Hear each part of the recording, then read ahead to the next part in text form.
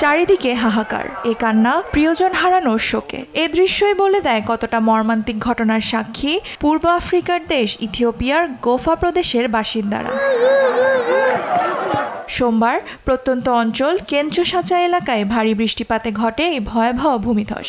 প্রথম দফার ধসের পরপরই নিরাপদ আশ্রয়ের খোঁজে জড়ো হন বাসিন্দারা। ওই সময় আবারও ঘটে ভূমিধস। তখনই প্রাণ হারান 2 শতাধিক মানুষ। মৃতের সংখ্যা আরও বাড়ার শঙ্কা রয়েছে।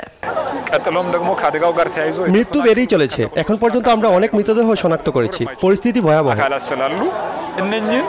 ক্ষতিগ্রস্তদের সহায়তায় হাত বাড়িয়ে দেওয়ার আহ্বান জানিয়েছে প্রশাসন। ক্ষয়ক্ষতি অনেক বেশি, যা আমাদের চিন্তারও বাইরে। এলাকাটি বসবাসের অযোগ্য হয়ে পড়েছে। এখানকার বাসিন্দাদের দ্রুত সরিয়ে নেওয়া প্রয়োজন। বিভিন্ন সংস্থা, স্বেচ্ছাসেবক এবং ব্যবসায়ীদের আহ্বান জানাচ্ছি সবার পাশে দাঁড়াতে। থেমে থেমে ভারী বৃষ্টি অব্যাহত থাকায় ব্যাহত হচ্ছে উদ্ধার তৎপরতা। কারো কারো লাশ চেনারও উপায় নেই।